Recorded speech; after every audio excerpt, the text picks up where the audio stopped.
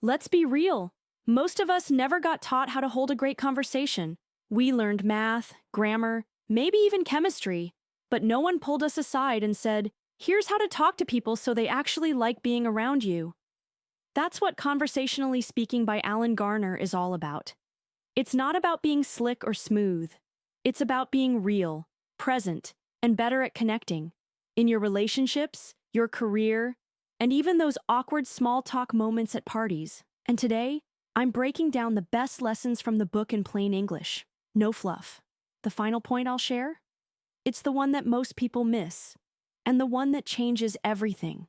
So let's dive into what real conversation success actually looks like. Takeaway 1. Start by really listening. Most people don't listen. They wait for their turn to talk. Garner says great conversation starts when you actually care what the other person is saying. Not just hearing the words, but paying attention to how they say it, what they feel, and what's behind the words. Listening is magnetic. People want to talk to someone who gives them space, not someone who's trying to outshine them. So, first rule, listen like it matters, because it does. Takeaway 2, ask open-ended questions. If you want conversations to go somewhere meaningful, stop asking questions that lead to dead ends. Don't ask, did you have a good weekend? Ask, what did you do this weekend that made you smile? Open-ended questions unlock stories, not one-word answers. They say, I'm interested in your experience, not just your headline. This small tweak changes everything. Takeaway 3, show warmth and emotion. Garner points out that people don't remember what you said. They remember how you made them feel. Your tone, your face, your energy. They matter more than your words.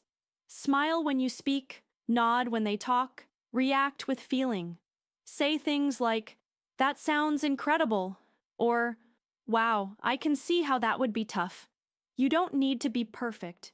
You just need to be human. Takeaway 4. Practice the bounce back method. Here's one of Garner's most practical tips. When someone says something, don't let the conversation drop. Bounce it back. Them. I just got back from Italy. You? Italy? Amazing. What was your favorite part? Or, I've always wanted to go. What was the food like? Bounce back keeps the flow going. It shows you're paying attention, and it invites them to keep sharing. That's how rapport is built. Takeaway 5. Don't dominate the conversation. It's tempting to fill silences or turn the spotlight on yourself, especially when you're nervous. But Garner reminds us, conversation is a dance, not a monologue. If you talk too much about yourself, it starts to feel like a speech. Ask, listen, react. Then share something that connects to what they said, not something that hijacks the topic. Good conversation is balanced, and balance builds trust. Takeaway 6. Learn to share personal stories.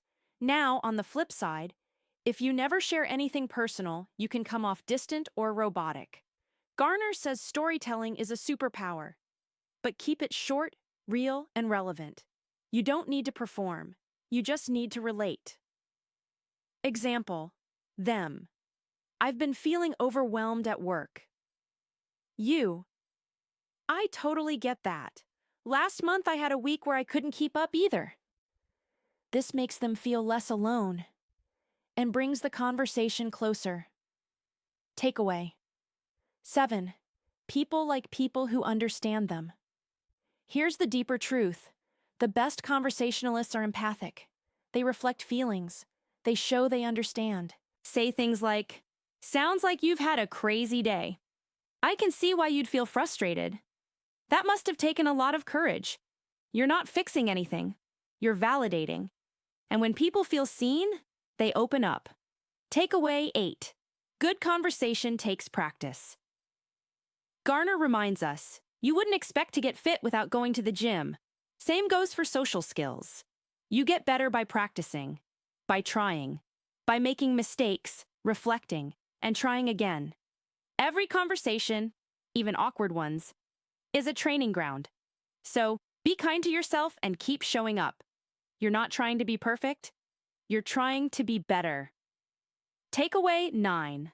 The final secret: connection, perfection. And here it is, the most powerful idea in the entire book. People don't want the perfect version of you, they want the real you.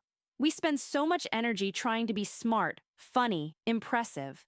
But the truth is, people are drawn to warmth, curiosity, kindness, not polish. The goal isn't to impress, it's to connect. Forget clever. Be clear. Be kind. Be you. That's what makes people lean in. Call to action. So here's your challenge. This week, go out and talk to someone. Really talk. Ask an open-ended question. Share a short story. Practice bounce back. And remember, connection isn't magic. It's a skill. If this gave you even one idea you want to try today, hit that subscribe button, give this video a thumbs up, and drop a comment telling me which tip stood out to you most. Because this channel is about making you more confident, more connected, and more powerful. One conversation at a time. Thanks for watching.